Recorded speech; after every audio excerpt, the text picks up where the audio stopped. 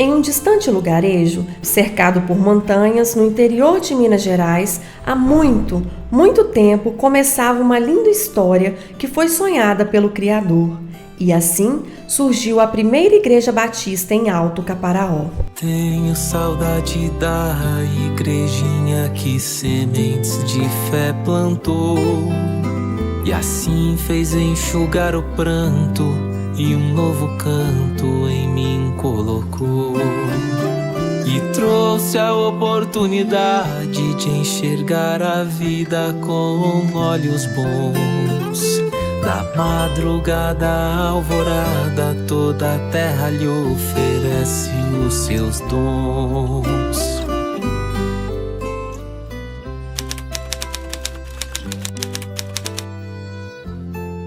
Então a história da Igreja Batista começou aí. Agenor Pinheiro. Meu avô veio lá de Miracema, no estado do Rio. Meu avô era carioca. Esse aqui é minha avó, aqui meu avô. Aí eu tô aparecendo a cabeça por cima, ele tá com 14 anos. Aí tá o Tisaía, tá a minha família toda, Floriano, família Pinheiro, tudo aí. Ele era dono aonde hoje é do Genésio, na fazenda do George. Então ele veio para ali e eles começaram debaixo da folha de bananeira, para o sol não queimar. Aí eles começaram com 4 pessoas. Ele ofereceu a casa para que as pessoas pudessem se reunir para um culto de louvor a Deus. E no início que ele veio para cá, logo começou a vir os missionários, né? Porque aqui também, a minha mãe disse que todo dia tinha uma pessoa morta, porque aqui eles matavam muito. E meu pai saía com ele de noite para pregar, para pregar o evangelho, né, para as pessoas que era. Ele ia, meu pai conta que meu pai era novo, meu pai tinha 12 anos, 13 anos, não sei. Ele saía para cantar com meu avô, que ninguém sabia cantar, ninguém conhecia nem o evangelho. Meu pai contava que ele encontrava tinha muito homem pistoleiro, né? Que saía pegava para matar os outros. Tudo de carabina na cabeça do arreio. Meu avô chegava, parava e eles falavam do evangelho, eles ficavam caladinhos ouvindo. Sempre foi um batalhador no evangelho, sabe? Ele trabalhava muito. A gente ia lá, visitava também. Eu gostava muito de ver ele cantar. Ele andava sempre assim, bem vestido, chique. E através dele e dos missionários vir, foi convertendo pessoa, foi convertendo. A dona Paudina contava que ali naquela ponte, na rua de baixo, ali passava dentro do rio o carro de boi com o pessoal, com aqueles missionários, que os missionários vinham sentados dentro do carro de boi cantando hino. A minha mãe contava que quando ia o carro de boi, que tinha muita gente, ela colocava colchões dentro do carro para eles poderem sentar, de estar cansado de viajar. Mas aí o evangelho, aí começou o evangelho. Aí foi a família, aí já entrou a família de Valério, Chico Valério. Depois Damásio Valério. O meu pai, que era o mais novo, é Calixto Valério Terra, meu pai. E os Valério foi tudo agregando a Igreja Batista, através do Agenor Pinheiro. E assim, com esses homens e mulheres de Deus que não mediram esforços para a obra do Senhor, o Evangelho começou a ser propagado, e os cultos que se iniciaram na casa do Senhor Agenor Pinheiro deram início à nossa igreja. Em 31 de julho de 1913, redigiram a primeira ata, registrando assim 11 batismos. Muito importante para a gente hoje saber como foi iniciado, como foi difícil, como era difícil pregar o Evangelho. A pouca população que havia, eles eram muito contra os cristãos. Eles quiseram até cercar os missionários que vinham, né? Querer embargar, eles falar do Evangelho aqui. Então veio a perseguição e falaram que ia matar. Eles vieram armados para acabar com os crentes, os pouquinhos que tinha. Inclusive o nosso bisavô, que eu vou Joaquim. O meu avô, pai do meu pai, ele tinha raiva dos crentes. Ele pegava espingarda, outros falavam carabina, mas vinham nas emboscadas para atrapalhar os crentes a passar. Então, meu pai e a Tilipurdina, irmão do meu pai, foi num culto, os dois aceitou Jesus lá. Mas aí era muito difícil, não podia contar para o meu avô. A tia Leopoldina, quando ela deu profissão de fé para se batizar, ela chegou em casa, os pais ficaram com raiva dela, porque ela não podia fazer aquilo que eles eram contra. Eu vim de uma família assim, mas graças a Deus alcançaram a graça de entregar a vida para Jesus. E ela converteu, após a conversão dela, eles todos converteram. Foi difícil para entrar o evangelho aqui. Graças a Deus que Deus usou essa família Pinheiro, também com os Valérios, uns perseguindo e outros ajudando, mas venceram. Com a expansão do Evangelho, muitas vidas passaram a ser transformadas. Foi então que os irmãos decidiram se reunir no Arraial do Caparaó, em uma casinha alugada no mesmo local em que nos reunimos hoje. Movido pelo Espírito, Agenor Pinheiro, servo do Altíssimo, doou um grande terreno para que o primeiro templo da PIBAC fosse construído. Aí fizemos, graças a Deus, para a honra e glória do nome do Senhor, com bastante dificuldade, que eram poucos os membros, foi levantando até que construiu a primeira igreja. Das vidas vagas por celosa ação, se com desalento julgas. Juntou, um e outro ajudava e construía o templo. A igreja era feita, tinha um soalho, não sei se você ouviu falar nessa igreja, ela era de soalho. E daí a igreja foi crescendo, foi entrando outras famílias, né? E vinham também a Iota, que era ferreira também, tem a participação dos Ferreira, da parte do seu Juvenal, também a dona Hilda, também esposa dele, que era ferreira.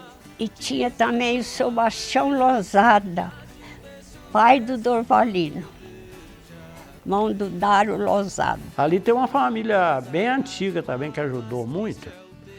É a família do João Lopes, a família de Silvio de Castro, que tinha um conjunto coral da família. Isso já foi crescendo, né? Ele ainda pregava aquele bastão ainda, sabe? E era um grande professor. A Dunduzinda era aquela mulher ativa. Chico Valério era aquela pessoa de um coração muito bom. Falhasse um domingo, no outro, ou mais um pouquinho, ele vinha saber o que estava acontecendo. E ele foi presidente da igreja, não tinha pastor, teve uma vez com a falta de pastor de 10 anos. E ele licionando a escola, porque não tinha pessoas que podiam fazer isso. Ele pregava, a gente ia com ele nos cultos à noite, lugar longe, a gente ia tudo a pé, meu pai ia do cavalinho dele, que ele gostava muito do animal, né? Ia com a carreirinha de irmã e ia acompanhando ele para os cultos que tinha durante a semana, né? E assim como essas famílias, muitas outras foram chegando e se agregando à nossa igreja. E os frutos disso é que agora a PIBAC começava a largar as tendas em 1974 com a Congregação da Serra, local esse que já havia pregação da palavra. Começou uma congregação lá na Serra e foi muito bom porque tinha muitos membros antigos que lá ajudavam o trabalho, faziam o trabalho, né? Me lembro do irmão Marciano, irmão Gilson, Jarlim, trabalhando na congregação, e os fundadores de lá que me falaram foi a irmã Iota, né? A irmã Nilce, a irmã Delisete, foram os pioneiros que começaram a congregação lá. Um dos maiores desafios lá da Serra é quando chovia, muito barro. Quando calor, muita poeira. Mas durante 1 ano e meio, quase 2 anos, não aconteceu nenhuma salvação. 2 anos, mais ou menos. Eu falo isso até meio emocionado. 2 anos, ninguém tomava posse com Deus e ainda tinha 6 membros, dos 6 morreu um, fiquei com 5.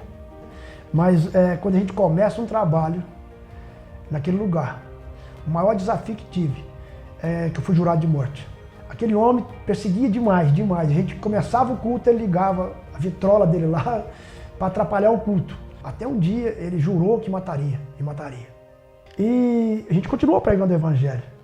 E muitas vezes preguei para mim sozinho. Um dia eu me lembro que pedi ajuda à Igreja Batista de Alto Caparaó, a primeira Igreja Batista de Alto Caparaó. E o pastor mandou um monte de evangelistas para aquele lugar. Nós subimos, descemos, e foi algo impactante, impactou aquele lugar. Naquele ano a gente batizou 18 pessoas. 18 pessoas com a ajuda da PIBAC aqui de Alto Caparaó, né? A igreja começou a crescer, começou a ficar independente, a gente se torna igreja. Nós temos quase 300 membros lá, de todos os lugares, tem pessoas de todos os lugares, né? Em meio a tantos desafios, idas e vindas, Deus estava sempre do nosso lado ali.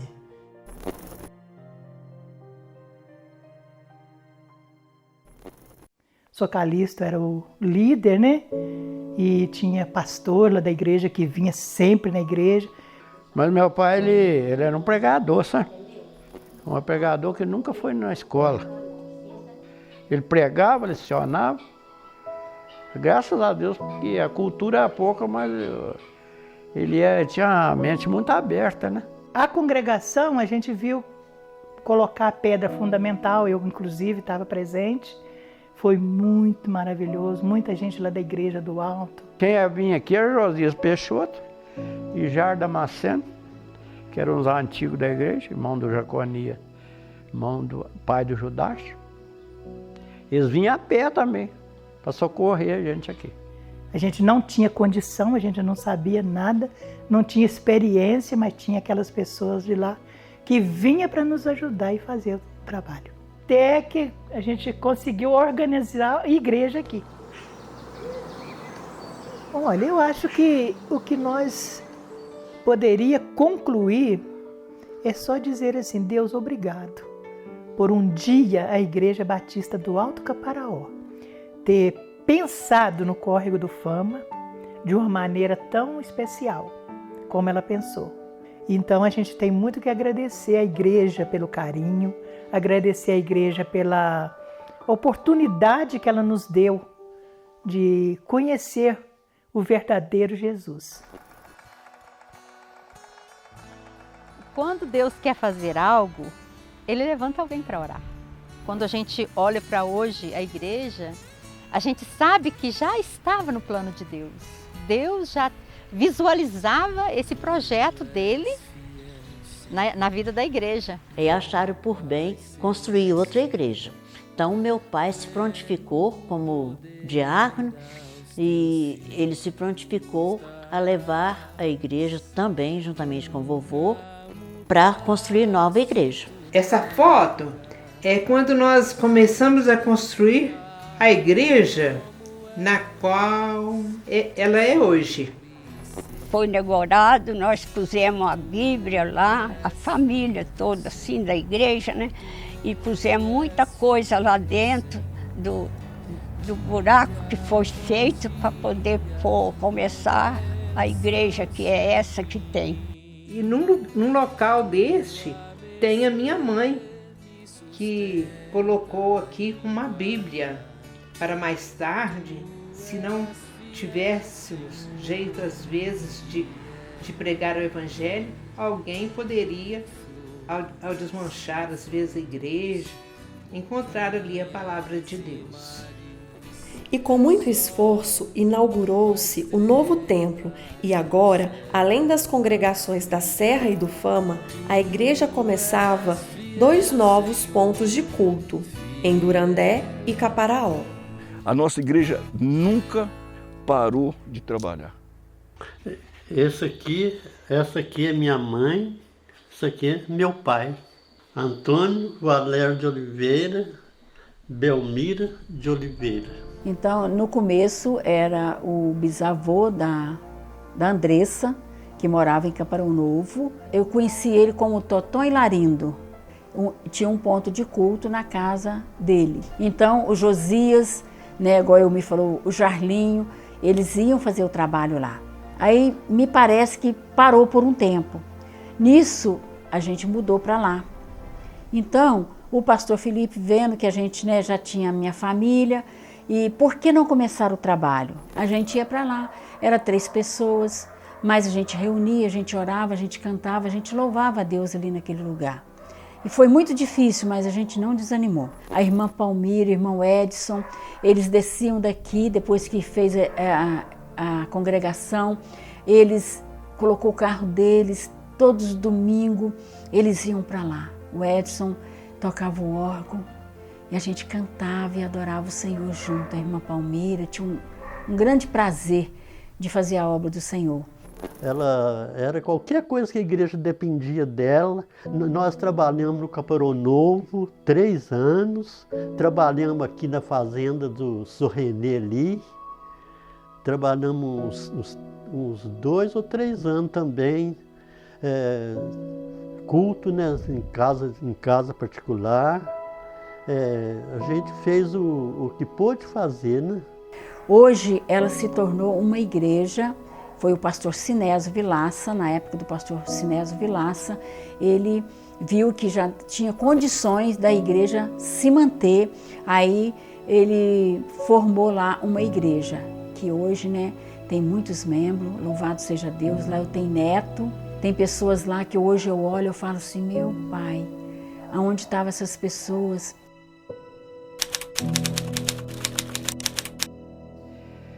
Naquele tempo, a pessoa não tinha o pé educado para andar calçado. Aí o meu pai sempre gostava de uma roupa boa e um calçado bom, um chapéu.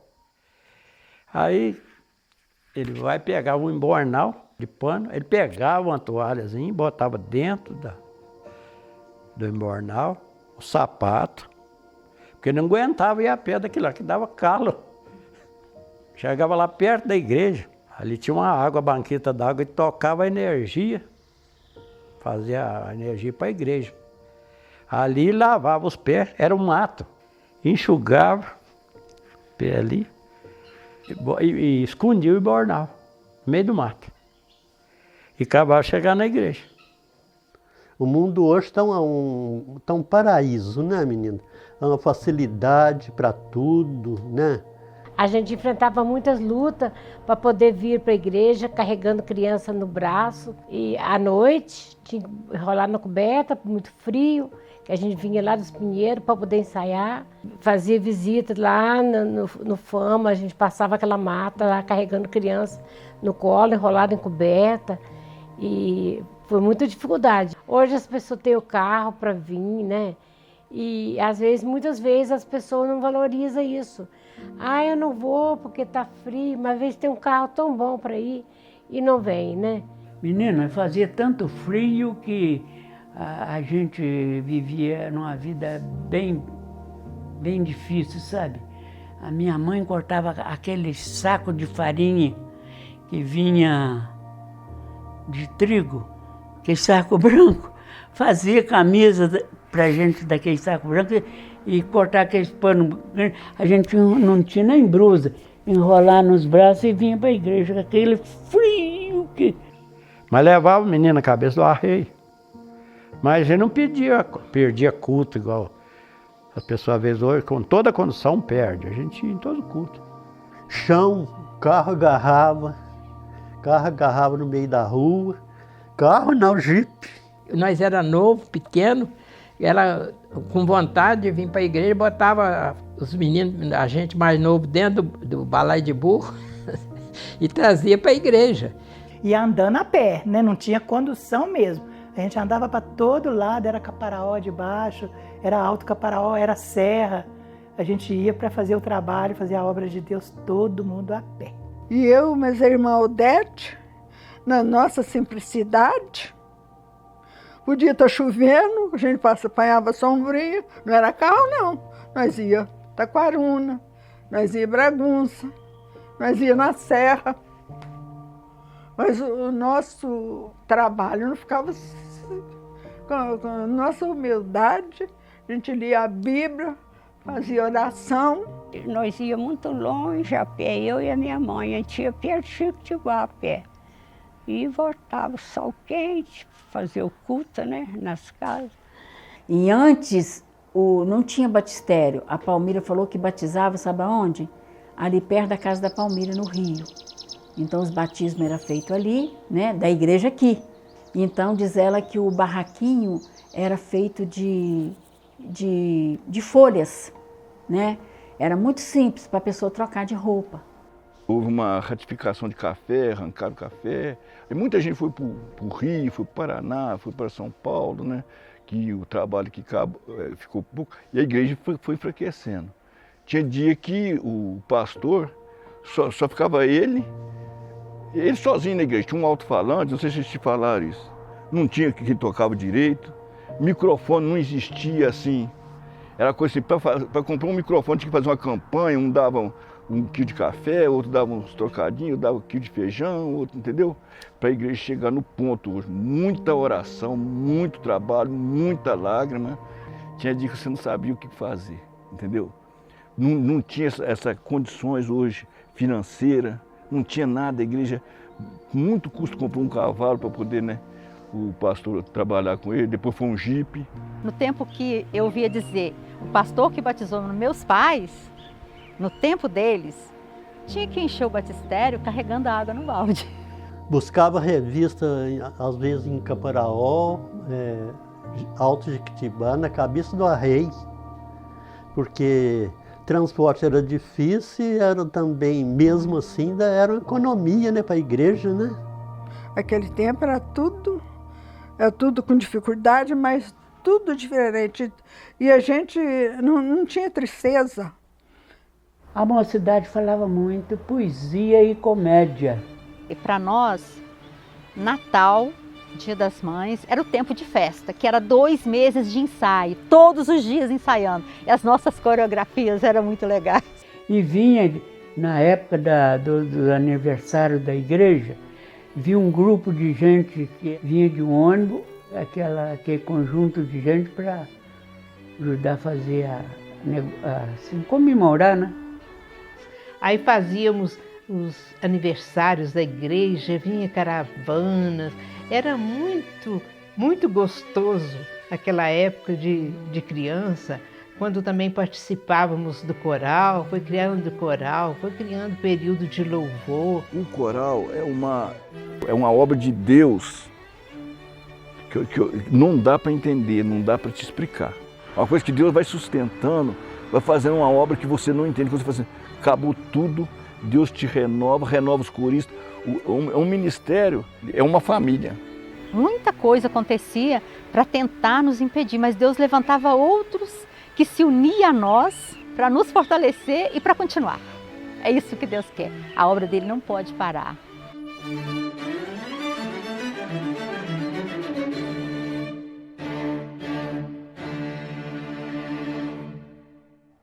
Quando eu cheguei para a igreja em 2004, a igreja estava com 2 congregações, uma na Serra, que pertence a Caparaó Novo, e outra ajudando a igreja lá em Durandé, né, nesse processo. Mas em 2015 o Espírito Santo do Senhor nos direcionou a começar um trabalho ali no Bragunça, que é um ponto, na verdade, um ponto de pregação.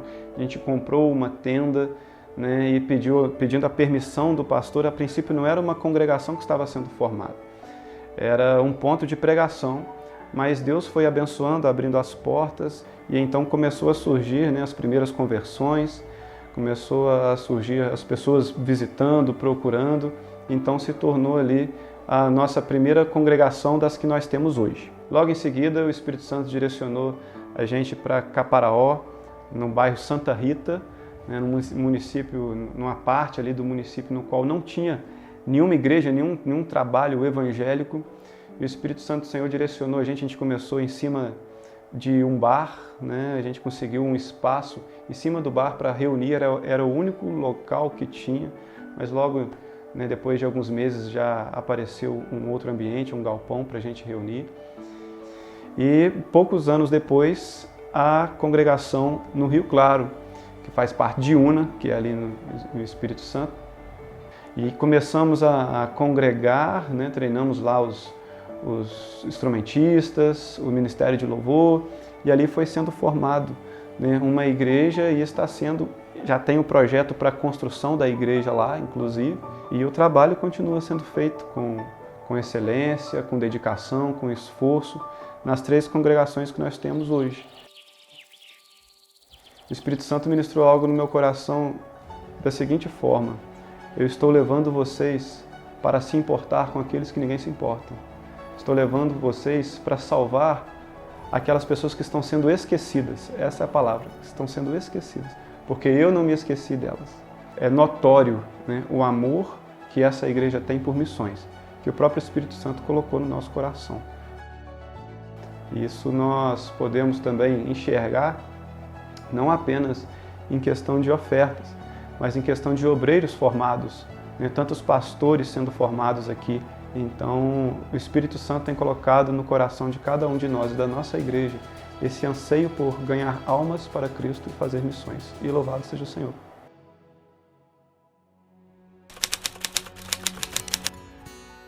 Não dá para a gente viver o que a gente quer viver sem entender que já teve muita gente pagando preço lá atrás. Tem uma história. Teve gente que pagou o preço para que a gente pudesse desfrutar do que a gente está vivendo hoje. A igreja está onde está porque muita gente pagou o preço de oração, pagou o preço físico mesmo, né, de ir e voltar em lombo de cavalo, lombo de animal, para poder chegar onde a gente chegou hoje. Então não tem como a gente viver o futuro se a gente menosprezar o passado. Hoje nós estamos aqui, né, vamos dizer assim, a Igreja do Desenvolvimento, é mais poder de joelho no chão mesmo e oração. Uma grande construção sempre começa com um fundamento, sempre começa com alicerce. E se o alicerce for fraco, não é possível que essa construção se eleve ou perdure.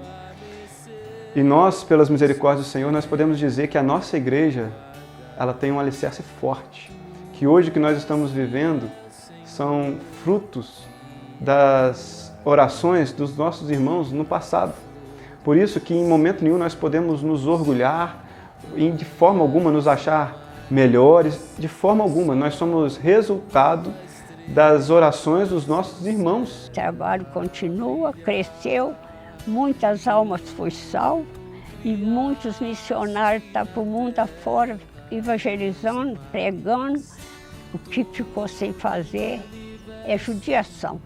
Se a gente diz assim, servir ao Senhor é bom demais.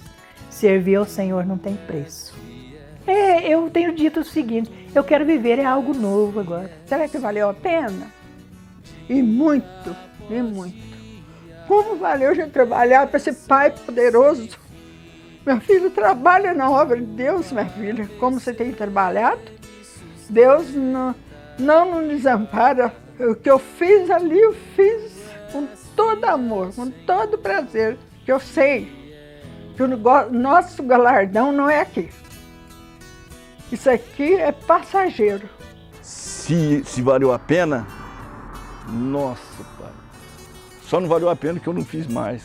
Que a gente tem que deixar isso registrado, um legado, não para nosso engrandecimento, mas para o engrandecimento do nosso Deus, porque Ele pode. Agindo Deus, quem impedirá? O que te vier a mão para fazer, faz conforme a tua força. Ah, eu não tenho sabedoria. Peça a Deus, que Deus te dá sabedoria. Sede abundantes na obra do Senhor. Que os novos de hoje em dia possam seguir o exemplo dos antigos, continuar essa geração que está crescendo, se espelhar, né, neles, né, também, né, e seguir em frente. Porque o Evangelho vai crescer muito mais. Essa igreja vai crescer muito mais.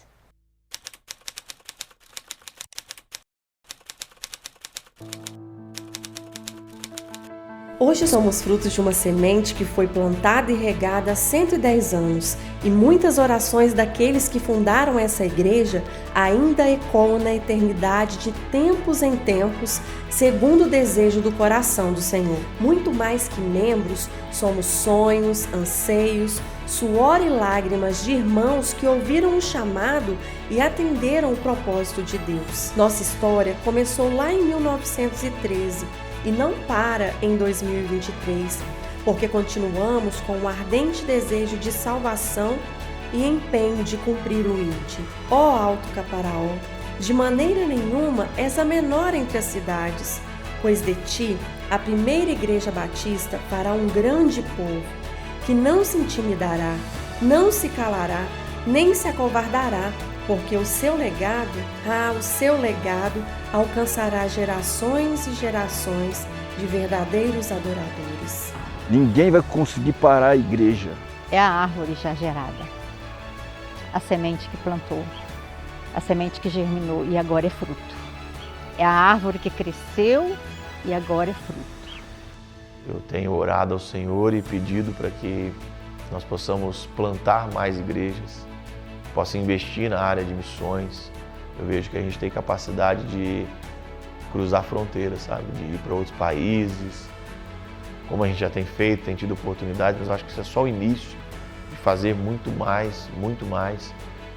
E no fundo do coração, o que eu vejo para essa igreja é o Senhor derramando um avivamento aqui, que vai ecoar por outros lugares, vai ser compartilhado, vai espalhar para outros lugares. O conselho para a igreja, né, é que a gente possa ser, a cada dia, uma igreja da palavra e do poder. Que a gente não menospreze a palavra e nem menospreze o poder. Que a gente tenha os dois, consistência bíblica e o fluir do Espírito Santo.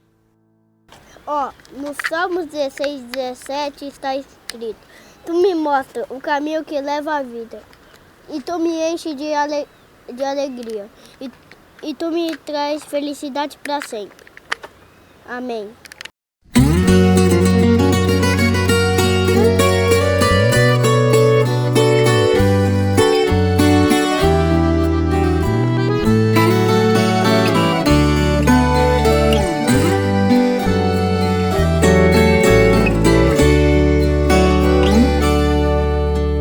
Na florada esbranquiçada que encobre as montanhas de cafezais, na colheita, no preparo, tradição passada pelos nossos pais. Ali estão reunidas expressões da graça excelsa de Deus. Nele espero e sei que cuida muito bem de todos os filhos seus. Porque o Senhor é bom e suas misericórdias nunca vão ter fim. Deus é fiel, apesar de mim. Ele é fiel, apesar de mim. Na chuva que rega a terra e faz a semente levantar do chão, no sereno orvalho que pela manhã encobre a plantação. Todo dia bem cedinho a gente acorda e vai trabalhar. Mesmo em dias difíceis, sabe que em Deus se pode confiar. Porque o Senhor é bom e suas misericórdias nunca vão ter fim. Deus é fiel,